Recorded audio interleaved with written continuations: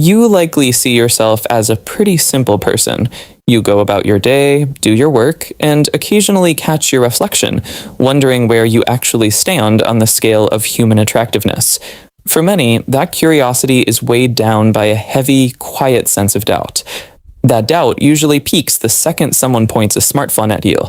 You smile, they snap the picture, and when you look at the screen, you recoil. The proportions seem off, the lighting is harsh, and you instantly feel like you look terrible. But then you go to the bathroom, look in the mirror, and see an entirely different face, one that looks genuinely good. This paradox, feeling repulsed by the photo while feeling validated by the mirror, is an incredibly common experience. The physics of the lens explain this gap. A digital camera uses a single lens to capture light, compressing a three-dimensional world into 2 dimensions. It artificially flattens your facial features and distorts proportions. 2 human eyes, however, work together via binocular vision to perceive depth, contour, and space exactly as they exist in reality. Because of that mechanical limitation, the camera hands you a distorted, flattened map of your face. If you already struggle with self-esteem, your brain accepts this false data as the absolute truth, reinforcing your harshest internal biases. Your reflection in the mirror is physically much closer to reality because it shows depth and movement. Yet even the mirror is compromised. You are still the one doing the looking, which means you are actively scanning for flaws, clouding the reflection with your own self-judgment.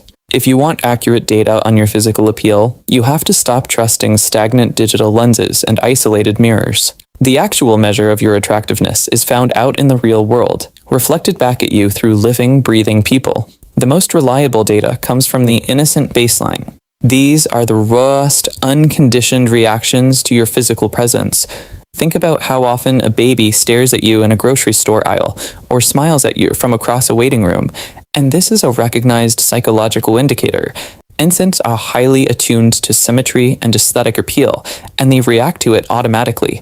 The same logic applies when a young child randomly walks up to you and compliments your hair or your outfit. Young children have not developed the complex social skills required to use flattery or polite deception.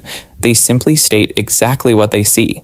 This chart shows how visual information is processed differently depending on age. An adult observes you, and that data has to navigate through dates of social conditioning, hidden motives, and situational appropriateness.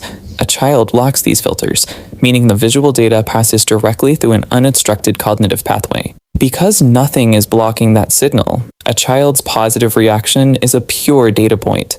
There is no hidden agenda. They are simply registering a highly appealing visual stimulus. When babies and children consistently single you out with smiles and unprompted praise, they are establishing a consistent baseline. They bypass your internal self-doubt and offer an objective read on your appearance. In the adult world, that same appeal functions like a subtle, invisible gravity. It pulls on the people around you, often without them realizing it. You might notice as you go about your day, you frequently catch people looking your way. You make eye contact for a split second before they quickly dart their eyes away.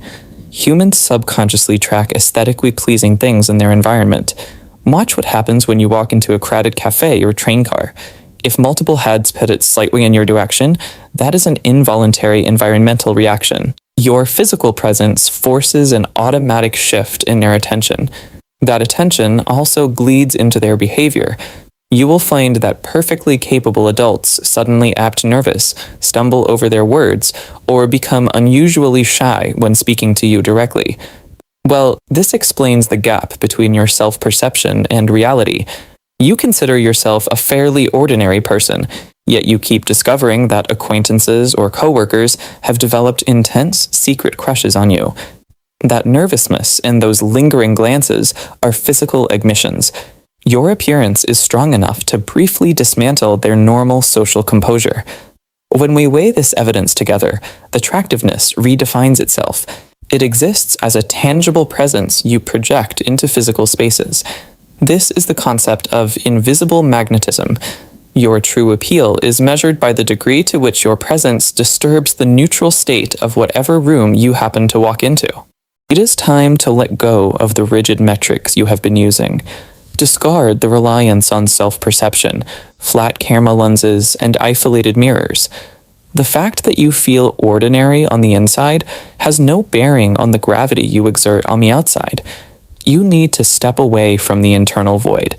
Start paying attention to the small, involuntary shifts in the behavior of the people who actually share physical space with you. These reactions, from a baby smile to a stranger's loss of composure, serve as the data points. If you observe these shifts, your physical presence carries a tangible influence that the world has been silently confirming all along.